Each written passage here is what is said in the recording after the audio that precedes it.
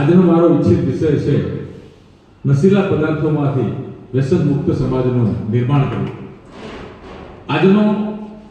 આજે યુગ ચાલી રહ્યો છે, જેમ જેમ સમૃદ્ધિ વધી રહી છે તેમ તેમ લોકોમાં વ્યસનનું પ્રમાણ વધી રહ્યું છે. સાચી જ વાત છે.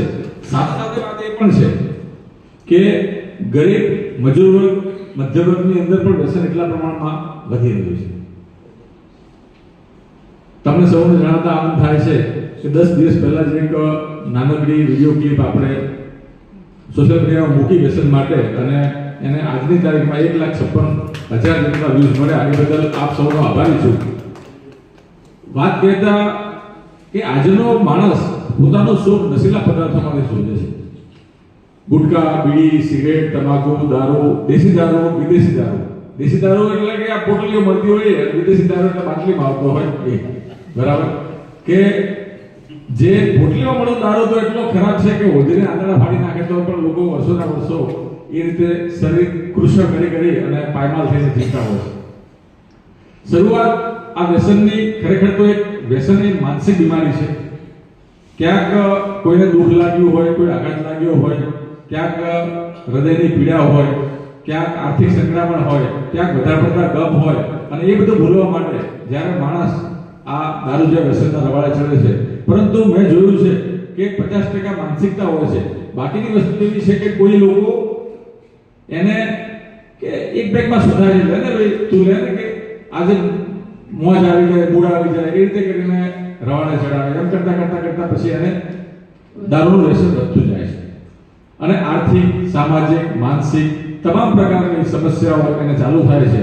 તમે જોતા હશો, ઘરમાં એક વ્યક્તિ દારૂ પીતો હોય તો ધીરે ધીરે પછી એને દુઃખમાં કે સુખમાં માત્ર દારૂ જ દેખાય. એટલે ધીરે ધીરે એ કામ કરતો અટકે, એના ઘરમાં પૈસા આવતા અટકે, એની જે પરિવારમાં ધારો કે એની ધર્મપત્ની, એના બાળકો, એ બધાના અર્થોપાર્જનની વ્યવસ્થા ધીરે ધીરે કથળતી જાય, અને પછી બધાની હાલત દયનીય થાય છે. દારૂ પીધેલી વ્યક્તિ કેટલું તોફાન કરે તમને બધાને ખ્યાલ છે. ઘરમાં એક વ્યક્તિ દારૂ પીતો તો ઘરમાં રોજ થાય, પરંતુ આજુબાજુના ઘરવાળા પણ એટલા હેરાન થતા હોય, શેરી હેરાન થતી હોય, એના કાકા, મામા, ભાઈ, ભુવા, માસી બધી તકલીફો થતી હોય, અને માણસ બધા હેરાન પરેશાન થાય. 100માંથી 95% વ્યક્તિની હાલત આવી થાય છે. 65% વ્યક્તિ એવો હશે કે જે લિમિટમાં પીને શાંતિથી સૂઈ જતો હશે.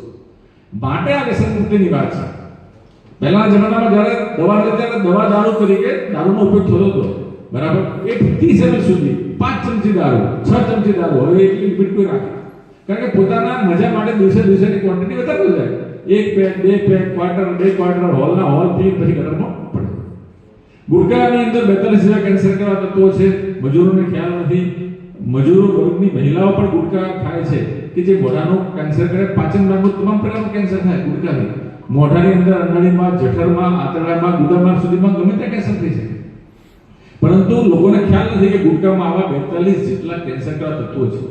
સિગરેટમાં 72 જેટલા કેન્સર કરતા તત્વો છે, અને તમાકુની અંદર 4000 જેટલા કેમિકલ છે. તો બીડી, સિગરેટ પીતા લોકોના ફેફસા બગડે. આપણે કોરોનામાં જોયું કે ઓક્સિજન વગર કેટલી તકલીફ પડતી હતી, ફેફસા અંદરથી સંકોચાઈ જતા હતા.